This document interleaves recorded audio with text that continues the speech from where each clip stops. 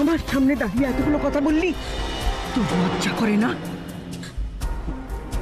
আজকে মায়ের থেকে তোর কাছে আয়ুষী বেশি বড় হলো না? ওই আয়ুষীকে বাঁচাতে গিয়ে তুই আমার কোল খালি করতে যাচ্ছিলি? এত বড় সাহস তোর! না না মা, আপনি ভুল করছেন। ও আপনাকে আঘাত করতে একদম চায়নি। ও নিজেই মেন্টালি ডিস্টার্ব, তাই হয়তো। চুপ! তুমি একদম চুপ করবে। তোমার জন্যে আজ এত বড় কাণ্ড ঘটে গেল।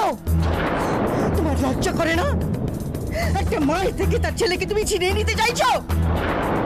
নির্লজ্জ বেহায়া! সব তোমার জন্য। মা প্লিজ, এবার একটু তুমি থামো। না মা, আপনি আমাদের মা। আমি কখনো আপনাকে অশ্রদ্ধা করিনি মা। আমার ঈশ্বর সে কথা জানে। আপনার ছেলের কাছে আপনার জায়গা সবসময় আলাদা মা, সবার উপরে। স্ত্রী কখনো সে জায়গা নিতে পারে না। তাই নাকি?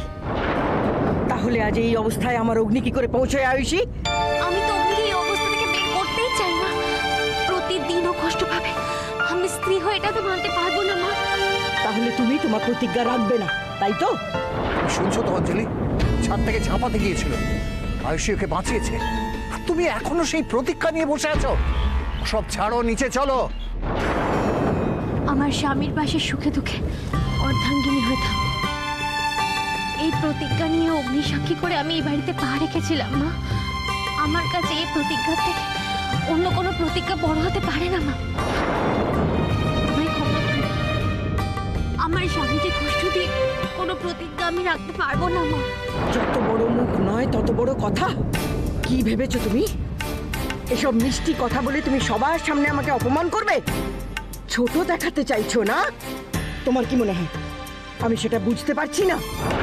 এই বাড়িতে থেকে তুমি আমার ছেলেকে আমার বিরুদ্ধে তাতিয়ে আত্মহত্যার দিকে ঠেলবে, সে আমি কখনো হতে দেব না। মা থামো মা, প্লিজ মা। আর একটাও কথা নয় অব্দি। আমার ছেলেকে আমি চিনি, তোকে আমি পেটে ধরেছি, এরকম তো তুই কখনো ছিলি না। আজ কেন তুই এত বড় বড় কথা বললি আমি সব জানি। তুই এর থেকে মুক্তির জন্য একটা পাকাপাকি ব্যবস্থা চাইছিস, তাই না? বেশ, পাকাপাকি ব্যবস্থা আমি করব। বেরিয়ে যাও, বেরিয়ে যাও আমার বাড়ি থেকে। বেরিয়ে যাও। আমার অগ্নির জীবনের ত্রিসীমানায় যেন আমি তোমাকে না দেখতে পাই। অঞ্জলি, এটা তুমি কি করছো? ছেড়ে দাও। কি ওঠো, ওঠো, বেরিয়ে যাও, বেরিয়ে যাও এখান থেকে। অঞ্জলি, কি কথা বলছো? ছেড়ে দাও ওকে। বেরিয়ে যাও।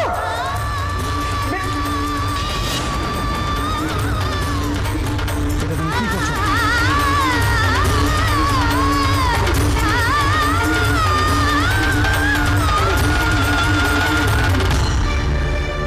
আমরা এখান থেকে চলে যাব। যে বাড়িতে আমার স্ত্রীর জায়গা নেই, সে বাড়িতে একজন স্বামী কি করে থাকতে পারে?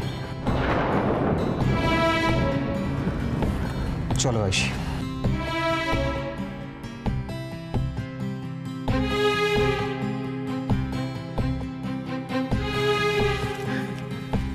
দাঁড়িয়ে আছো কি?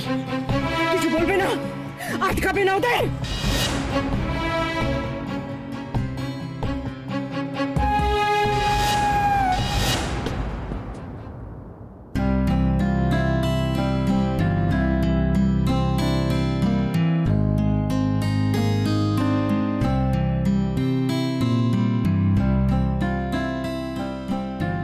জুই,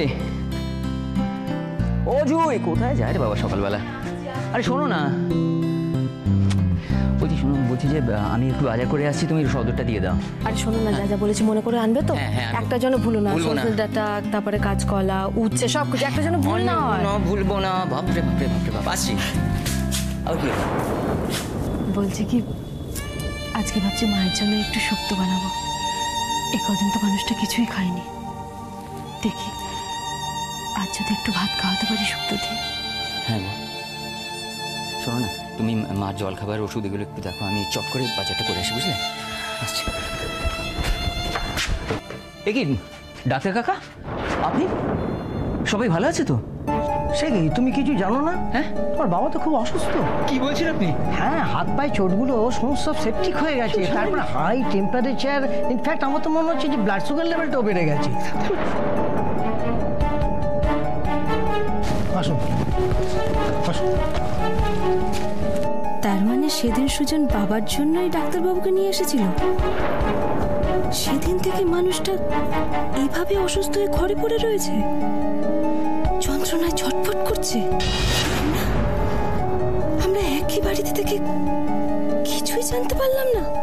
ডাক্তারবাবু, আপনি প্লিজ একটা কথা বলুন, আমাদের এখন কি করণীয়?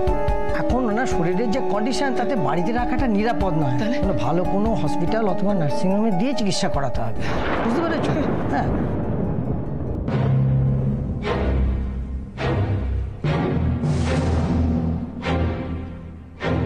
মা, না মানে বাবা। তোমার বাবা কি হয়েছে আমি শুনেছি। কি করবো আমরা এখন? এখানে চুপ করে দাঁড়িয়ে থাকবো? এরপর যদি মানুষটাকে না মা, এসব তুমি কি বলছো? তুমি এসব কি বলছো মা? চলো, আমি তোমার বাবার কাছে নিয়ে যাবো। এসো মা, এসো এসো মা, এসো। ঠিক আছে, আমি আসছি। আসুন আসুন। মা,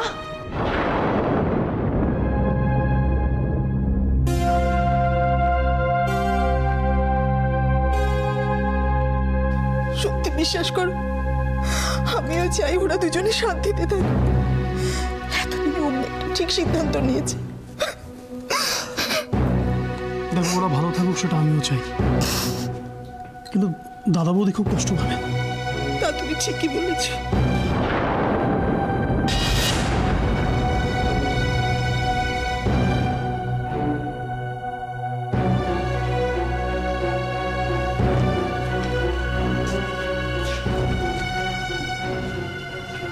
বাবা থাক থাক থাক।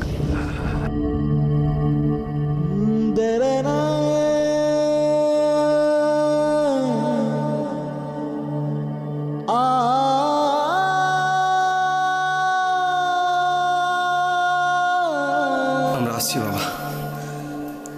জেঠুর ভিতর ভিতর একদম ভেঙে পড়েছে রে,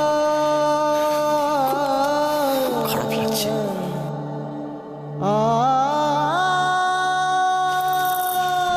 ভালো থেকো মা।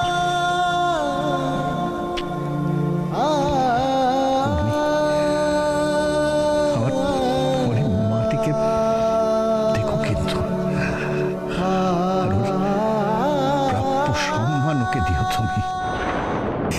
বাবা,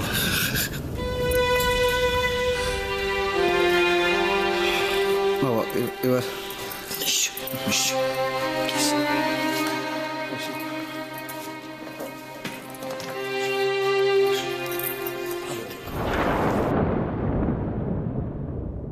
শুনছো? হ্যাঁ গো। সুজন, এখন প্ল্যান প্রোগ্রামের সময় নয়। বাবার যে অবস্থা আর ডাক্তার কাকা যা বলে গেছে, আমাদের ইমিডিয়েটলি কিন্তু একটা ভালো নার্সিং হোমে দেওয়া দরকার। দাদা, আমার কথাটা একটু শুনুন। বাবার চিকিৎসা নিয়ে, বাবার সুস্থ হয়ে ওঠা নিয়ে আমরাও কিন্তু চিন্তা করছি, কিন্তু তার সাথে এই খরচপাতির চিন্তাটাও কিন্তু আমাদের করতে হবে। না না উর্মিলা, শোনো, টাকা পয়সা যা লাগবে, টাকা পয়সা যা লাগবে সেটা আপনার ভাইকেই দিতে হবে দাদা, কারণ মা যেরকম আপনার দায়িত্বে, আপনার ছোট ভাইয়ের দায়িত্বে কিন্তু বাবা আছে। উর্মিলা, তুমি বুঝতে পারছো না কেন? তুমি এরকম ধরনের কথা বলছো কেন? বাবার এখন উর্মিলা, এখন কিন্তু দায়িত্ব ভাগাভাগির সময় নয়। বাবাকে সুস্থ করে তোলাটা এখন আমাদের সব থেকে বড় দায়িত্ব।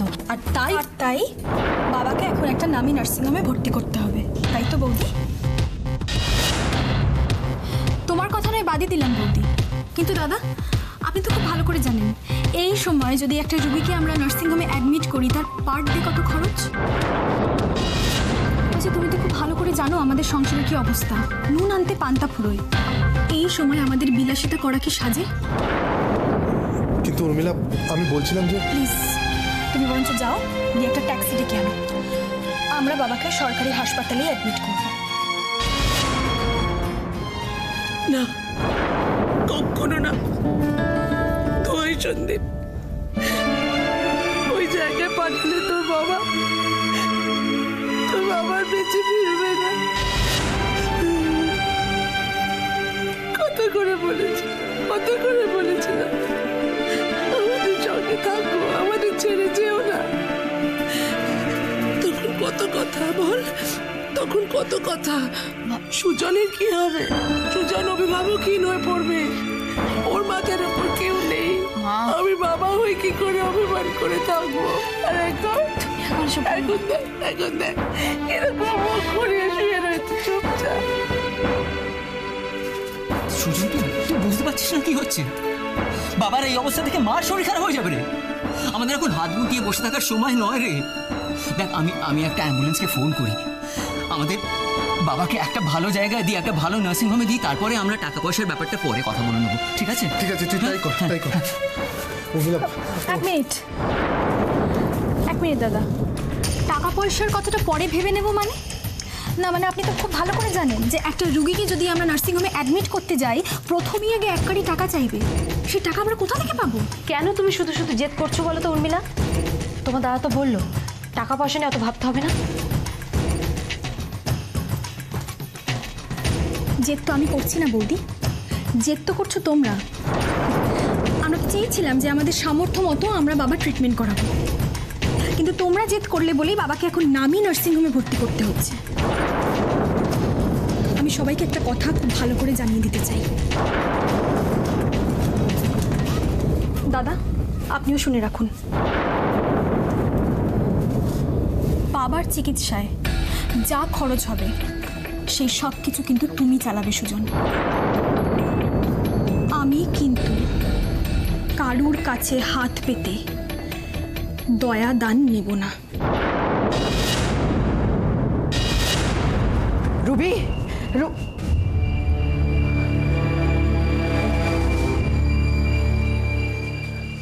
একটা কাজ দিয়েছিলাম, সেটাও তুমি ঠিক করে করতে পারলে না। কি ভাবো তুমি নিজেকে?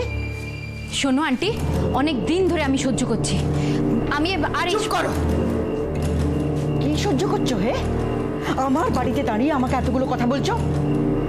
কাজটা তো ঠিক করে করতেই পারলে না, আমার পুরো প্ল্যানটাকে বানচাল করে দিলি। আমি করলাম? কি ভেবেছো কি তুমি আমাকে তোমার হাতের পুতুল, যখন যা চাইবে তাই করিয়ে নেবে? কি ভেবেছি না, তুমি একটা অকর্মণ্য অপদার্থ, তাই ভেবেছি।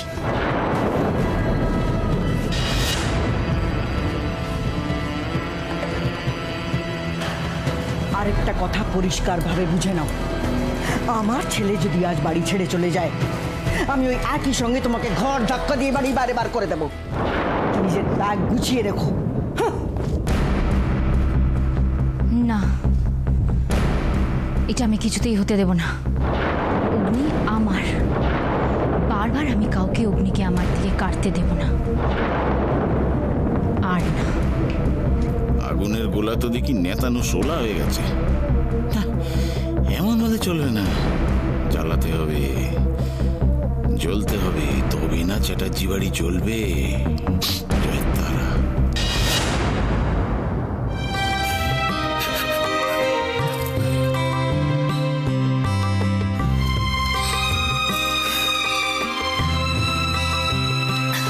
কেঁদো না কাকিমুনি,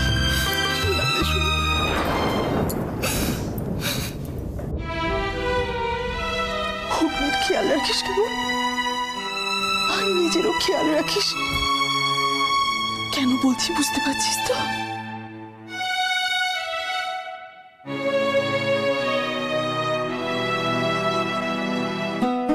কি হচ্ছে কি এসব?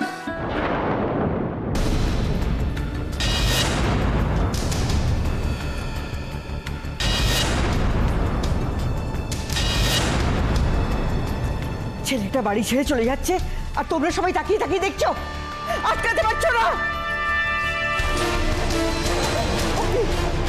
অগ্নি যাস না বাবা।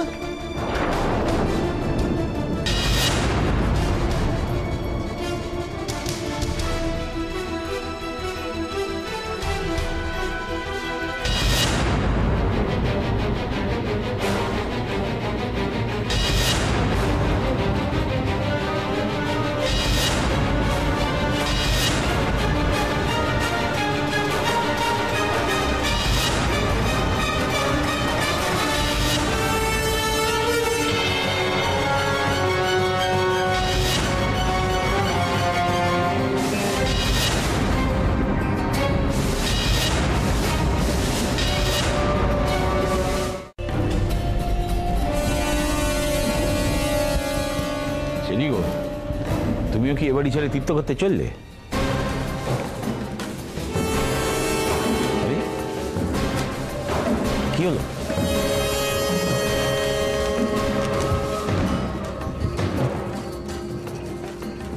তোমার কেসটা কি বলো তো? দেখেও দেখছো না? হ্যাঁ, দেখেও দেখছো না?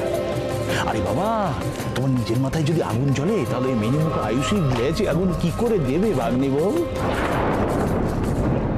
সুযোগ বুঝে এবার কি আপনিও কাটা ঘায়ে নুন ছেটাতে এসছেন? ছি ছি ছি ছি ছি ছি ছি ছি ছি ছি, তুমি আমায় ভুল বুঝলে ভাগ্নে বউ। দেখো, আমি কিন্তু হাওয়ায় শীষমহল বানাই না, জানো তো। তাছাড়া একবার যখন তুমি আমাকে মামা বাবু বলে ইজ্জত দিয়েছো, সেই ইজ্জত নিয়ে কি আমি ছিনিমিনি খেলতে পারি বলো? কি বলতে চাইছেন একটু ক্লিয়ারলি বলুন তো। এই ভ্যানতারাম আমার এখন একদম ভালো লাগছে না। আরে বাবা, আমারও তো ভালো লাগছে না, আমি তো পরিষ্কার করেই বলতে চাইছি। এখনই ময়দান ছেড়ে ফেটে যেও না, এখনো কিছু বিগড়য়নি, বুঝলে? আরে বাবা, সারাক্ষণ শুধু ঘরে বসে আমার অগ্নি করে হেভিয়ে বললে হবে? অগ্নিকে তো বগল দাবা করতে হবে, তাই না? সেই জন্য মাথার আগুনটা নেভাতে হবে, মাথা ঠান্ডা করতে হবে। এই যে 1 মিনিটে এই গেমটা আবার তোমার হাতে ফিরে আসতে পারে, কিন্তু তার জন্য আমি যা যা বলবো সেটা অক্ষরে অক্ষরে পালন করতে হবে, তাহলেই তো হাতে নাতে ফল পাবে। মা তারানি,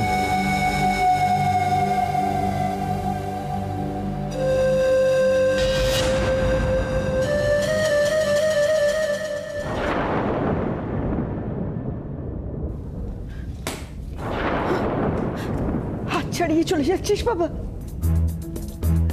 নিমেষের মধ্যে নিজের মাকে পর করে দিলি তুই। অগ্নি, কি গো, ছোট জগন্নাথ হয়ে দাঁড়িয়ে থাকবে, কিছু বলবে না? আটকাবে না ছেলেটাকে? বান্টি, অলি, হ্যাঁ রে, তোরা দাদা সোনাকে আটকাবি না? কিচ্ছু বলবি না?